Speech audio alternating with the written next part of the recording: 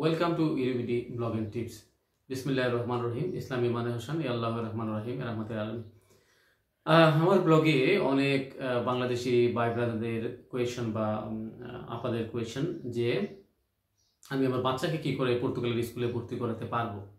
ঠিক আছে, আর একটা আগ্রহ তাদের যে বাচ্চাকে স্কুলে ভর্তি করার মাধ্যমে পর্তুগালে লিগ্যাল হওয়া যায় কিনা। তো শেষেরটা আমি শেষে আলোচনা করবো এই ভিডিওর শেষে। আর প্রথমে ভর্তির প্রক্রিয়া এবং কী কী ডকুমেন্টস লাগে পর্তুগালে সেই বিষয়টি নিয়ে আমি তথ্য প্রতিবেদন এখানে পেশ করছি। তা প্রথম থেকে শেষ পর্যন্ত আমার সাথে থাকবেন, আর এই ভিডিওটি যারা দেখবেন তারা অবশ্যই শেয়ার দিবেন, লাইক দিবেন, ঠিক আছে।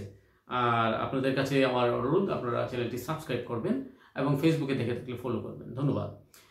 Which documents are necessary for a registration in school, অর্থাৎ এই পর্তুগিজ স্কুলে আপনার রেজিস্ট্রেশন করতে গেলে কী কী ডকুমেন্ট দরকার হয় আমি প্রথমে একটু বুঝিয়ে বলছি। যেগুলো ম্যান্ডেটরি অত্যাবশ্যকীয় ডকুমেন্ট সেগুলোই প্রথমে বলছি। Identification document and card of the child. Identification document বলতে আপনি বাংলাদেশিদের ক্ষেত্রে বাচ্চার পাসপোর্ট, ঠিক আছে। আর পর্তুগালে যদি আপনার বাচ্চার কোনো কার্ড থাকে, এখানকার সিটিজেন কার্ড থাকে, তাহলে তো এটা লাগবেই। আর অবশ্যই মনে রাখবেন বার্থ সার্টিফিকেট লাগবে। বাংলাদেশ যেখানেই আপনার বাচ্চা জন্ম হোক, বাংলাদেশে হোক বা বাংলাদেশের বাইরে জন্ম হোক, আপনার বার্থ সার্টিফিকেট অবশ্যই লাগবে বাচ্চার। ন্যাশনাল রেজিস্ট্রি অফ মাইনর্স, অর্থাৎ এই বাচ্চারা যদি পর্তুগালে বসবাস করে থাকে কিংবা পর্তুগালের বাইরে অন্য কোনো দেশে জন্মগ্রহণ করে থাকে, তাহলে ন্যাশনাল রেজিস্ট্রিতে যে জন্ম তারিখ বা ডিটেল রয়েছে সেই ডিটেলটি বিকল্প হিসেবে বার্থ সার্টিফিকেটের বিকল্প হিসেবে আপনার লাগবে। তারপর আপনার লাগবে হচ্ছে রেজিস্ট্রেশন ফর্ম ফিল্ড, অর্থাৎ with a photograph.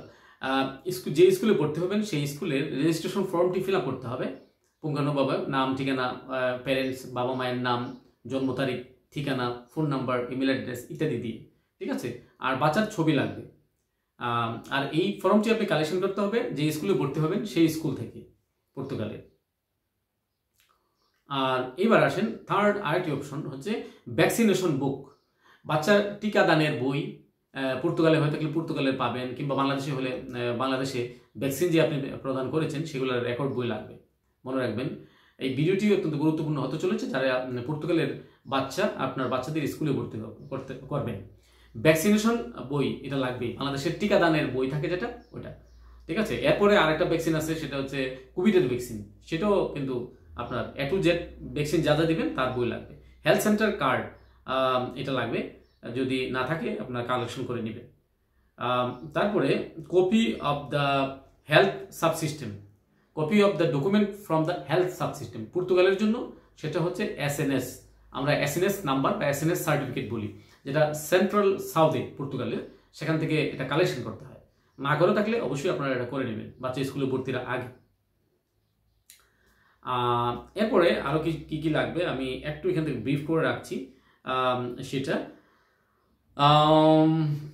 Previous school past declaration certificate. এখন আপনার বাচ্চা যদি বাংলাদেশে কিংবা বাংলাদেশের বাইরে, পর্তুগালের বাইরের অন্য কোনো দেশ থেকে আসে, তাহলে আপনার এই বাচ্চা যে আগে লেখাপড়া করেছে সেই স্কুল থেকে অবশ্যই কোন ক্লাস পর্যন্ত আপনার বাচ্চা অধ্যয়ন করেছে, হ্যাঁ, ক্লাস 3 হলে, ক্লাস 4 হলে, সেখানে অবশ্যই আসার আগে আপনি একটি সার্টিফিকেট এবং একটি টেস্টিমোনিয়াল নিয়ে আসবেন।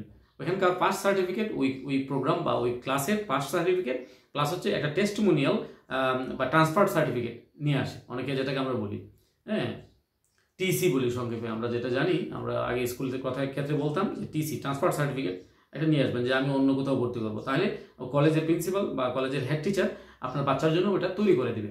এবং আসার আগে অবশ্যই সেটা ইংলিশ ভাষায় বা বাংলা ভাষায় হোক, সেটাকে অবশ্যই আপনি এখানে পর্তুগালে এনে এটাকে পর্তুগিজ ভাষায় ট্রান্সলেট করবেন এবং নোটারি করবেন। আর বাংলাদেশ থেকে অবশ্যই যে ডকুমেন্ট বাচ্চার আপনার আনবেন বাংলাদেশ থেকে, সেগুলো অবশ্যই বাংলাদেশের law ministry and foreign ministry, দুইটা মিনিস্ট্রির অ্যাটেস্টেশন করাবেন উইথ নোটারি, ঠিক আছে। এরপরে পর্তুগালে এসে, পর্তুগালে আবার এগুলা পর্তুগিজ ভাষা পর্তুগালে এনে যেটা করতে হবে সেটা হচ্ছে বাংলাদেশের দূতাবাস, পর্তুগালে অবস্থিত বাংলাদেশের দূতাবাসে গিয়ে অ্যাটেস্টেশন করাতে হবে। তারপরে আপনি এটাকে ট্রান্সলেট করবেন পর্তুগিজ ভাষায়, এরপর পর্তুগালের মিনিস্ট্রি করাবেন। করানোর পরে আপনি এই জিনিসগুলো স্কুলের জন্য আপনার যেখানে যেটা লাগবে সেটা দিবেন।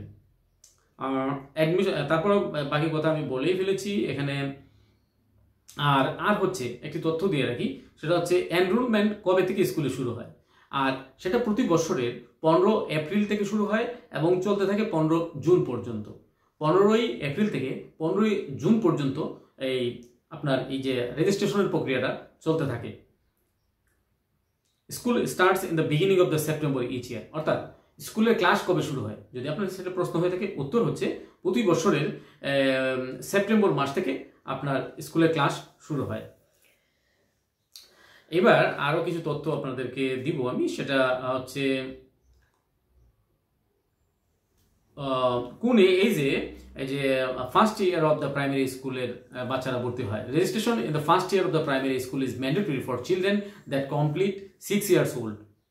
ওকে, তো 6 বছর যারা পূর্ণ করেছে তারা ফার্স্ট ইয়ার প্রাইমারি স্কুলে ভর্তি হতে পারবে। How to make the registration, আপনি রেজিস্ট্রেশনটা কিভাবে করবেন? আপনারা দুইভাবে রেজিস্ট্রেশন করতে পারেন। একটা হচ্ছে আপনি পর্তুগালের ফর এক্সাম্পল পর্তুগালের লিসবনে আছেন, আপনার নিকটস্থ আপনার যে এলাকাতে বসবাস করছেন সেই এলাকার যে স্কুল রয়েছে সেই স্কুলে যোগাযোগ করবেন। অনেক ক্ষেত্রেই দেখবেন স্কুলে গেলে একটা মার্কাসও নিতে হয়। মার্কাসও মনে হচ্ছে অ্যাপয়েন্টমেন্ট নিয়ে আপনি যে যে ডকুমেন্টগুলো বলেন সেগুলো নিয়ে যাবেন। আরেকটা অপশন হয়েছে অনলাইনের মাধ্যমে আপনি এই তাদেরকে ইমেল করতে পারেন। ইমেল করার মাধ্যমে আপনারা ইয়ে করতে পারেন, যে কি বলে রেজিস্ট্রেশন প্রসেসটি সম্পন্ন করতে পারেন।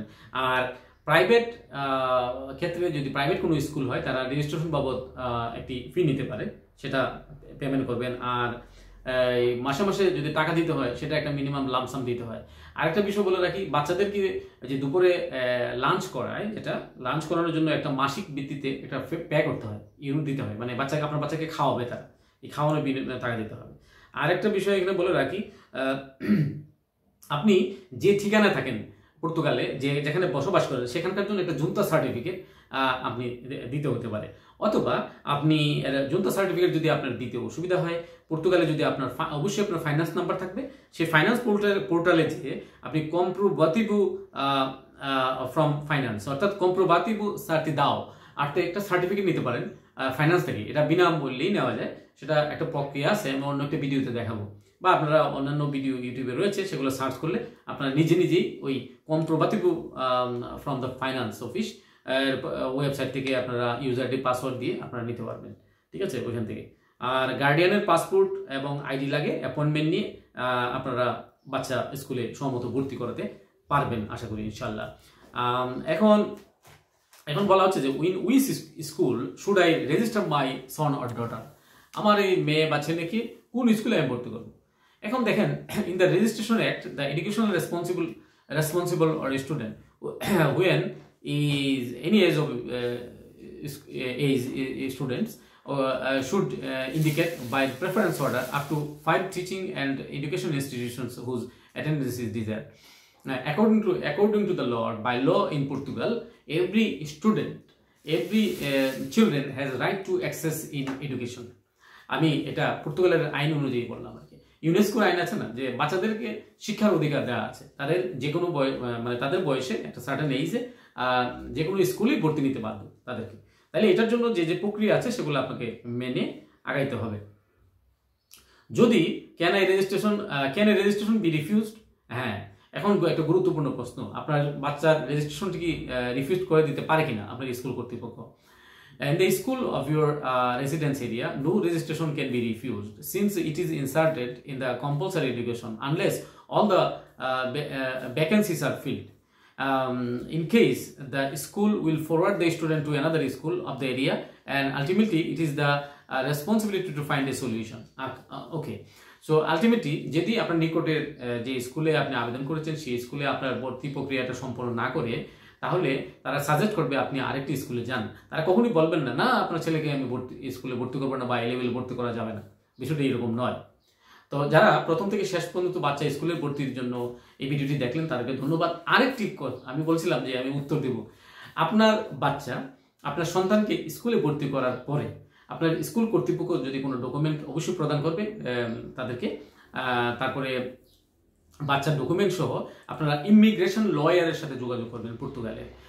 এই কোনো আইনে কিছু আইন আছে, আর্টিকেল আছে, সেই আর্টিকেলের অনুযায়ী আপনাকে পর্তুগালে বৈধ করা যাবে কিনা তারা আপনাকে বেটার সলিউশন দিবে, ইমিগ্রেশন লয়ার। বিকজ আমি এখন কেন এটার কোনো আমি কিছুটা জানি, বাট আমি উত্তর এখন দিচ্ছি না এই অর্থেই, কারণ এটা দিয়ে মানুষের মধ্যে আশা এবং বিভ্রান্তি এবং দুরাশা দেওয়ার কোনো মানে নাই। আমি বলতে চাই না, কারণ পর্তুগালের যে নতুন গভর্নমেন্ট, শেগা গভর্নমেন্ট হয়েছে, পিএইচডি অ্যান্ড শেগা, তারা ইমিগ্রেশন লগুলোকে অলওয়েজ আপডেট করছে, তারা আপডেটিং করছে। দেখা গেল আপনাকে আমি বললাম একটা আর্টিকেলে আপনি এটা করতে পারবেন, পরবর্তীতে আপনি পারলেন না। আমি এটা করতে চাই না, আপনাদের মনে যেন কোনো কষ্ট না হয় সেটার পক্ষপাতে আমি দোয়া করি আপনারা বাচ্চার মাধ্যমে আপনারা চেষ্টা করে যান। যদি কোনো কারণে পর্তুগাল টেরিটরিতে বসবাস করছেন দীর্ঘদিন ধরে, আপনারা লিগ্যাল হন নাই, আপনারা এই সুযোগটি নিতে পারেন, দেখতে পারেন। চেষ্টার তো কোনো ইয়ে নাই, ভুল নাই, চেষ্টা করতে হবে। কোনো না কোনোভাবে আপনারা অবশ্যই পর্তুগালে লিগ্যাল হন, এই দোয়া আমি করি। আল্লাহ হাফিজ, আসসালামু আলাইকুম।